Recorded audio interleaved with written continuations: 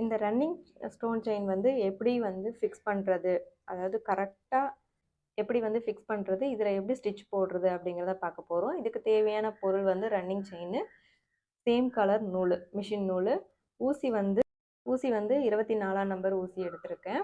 இப்போ போடலாம். இந்த ரன்னிங் ஸ்டோன் வந்து நீங்கள் ஒட்டிட்டும் செய்யலாம், இல்லை அப்படியேவும் செய்யலாம். எனக்கு இப்போ தான் நான் ப்ராக்டிஸ் பண்ண போகிறேன், ஃபஸ்ட்டு கிளாஸ் போடுறீங்கன்னா ஒட்டிட்டு செய்யுங்க. இல்லை எனக்கு வந்து செயின் ஸ்டிச்லாம் நல்லா வந்துருச்சு, அதனால் நான் நல்லா போடுவேன் அப்படின்னா நீங்கள் ஒட்டாமல் கூட அப்படியே பண்ணலாம். ஃபஸ்ட்டு வந்து இந்த கேப்பில் தான் நம்ம போட போகிறோம். வெளிப்பக்கமாக கொடுத்து எடுத்துக்கிட்டேன். எப்பயும் போல் சூவிங் த்ரெட்டை எடுத்து கீழே வந்து முடிச்சு போட்டுட்டு எடுத்துக்கோங்க. எடுத்துட்டு இந்த 2 ஸ்டோனுக்கும் இடைப்பட்ட பகுதி இருக்குல்ல, அந்த இடத்துல கொண்டு வந்துட்டு இங்கே சின்னதாக ஒரு செயின், அதுக்கப்புறம் இந்த ஸ்டோன் வந்து எந்த அளவுக்கு நீளம் இருக்கோ அதே நீளத்துக்கு மறுபடியும் ஒரு செயின், அதுக்கப்புறம் அதோட கிராஸில் மறுபடியும் ஒரு செயின்.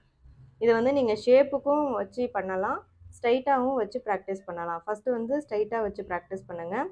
அதுக்கப்புறமா வந்து நீங்கள் எந்த ஷேப்புக்கு வந்து நீங்கள் கொண்டு வரணும்னு நினைக்கிறீங்களோ அந்த ஷேப்புக்கு கொண்டு போகலாம்.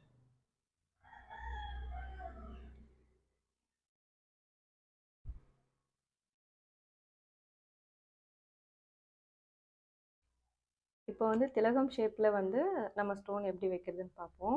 அந்த லைன் வச்ச மாதிரியே தான் ஷேப் போட்டுட்டு, உங்களுக்கு வந்து இன்னும் சங்கிலி தையல் நல்லா ப்ராக்டிஸ் ஆகலை, ஃபாஸ்ட்டாக வரல அப்படின்னா ஃபேப்ரிக் க்ளூ வந்து இந்த லைன் மேலேயே இங்கே அப்ளை பண்ணிவிட்டு அதுக்கு மேலே வந்து ஸ்டோனை இங்கே ஒட்டிட்டு அதுக்கப்புறம் நீங்கள் வந்து ப்ராக்டிஸ் பண்ணலாம். இல்லை எனக்கு நல்லா ப்ராக்டிஸ் ஆகிடுச்சு மேம் செயின் ஸ்டிச்சு அப்படின்னா நீங்கள் இப்படி டேரெக்டாக போடலாம்.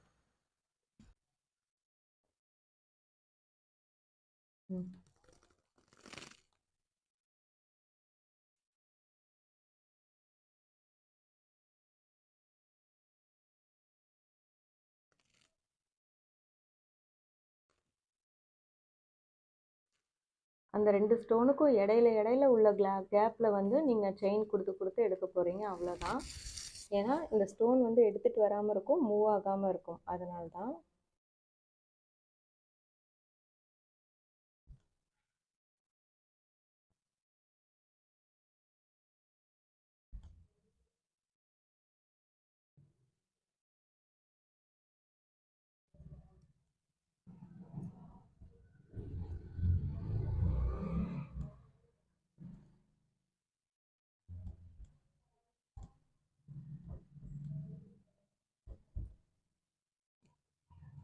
இப்போ வந்து நம்ம முடிக்க போகிறோம்.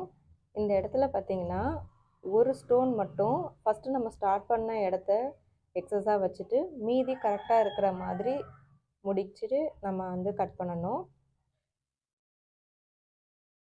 இங்கே திலகம் ஷேப்பில் வந்து அந்த கார்னரில் வந்து ஷார்ப்பாக இருக்கும். ஸோ அந்த இடத்துல வந்து ஒன்று மட்டும் எக்ஸ்ட்ரா இருக்கிற மாதிரி வச்சுட்டு பேலன்ஸ் இருக்கிறத கட் பண்ணிடணும். இப்போ சூப்பராக திலகம் ஷேப் வந்துடுச்சு. இந்த இடத்துல பாருங்கள், ஒன்று வந்து எக்ஸஸாக இருக்குது. இந்த 2 இது வந்துட்டு அதோட சென்டரில் இது வந்துற மாதிரி இருந்ததுனால தான் திலகம் ஷேப் பார்க்குறதுக்கு அழகாக இருக்கும். ஸோ ஸ்டோன் வந்து ஃபிக்ஸ் பண்ணுறதை ப்ராக்டிஸ்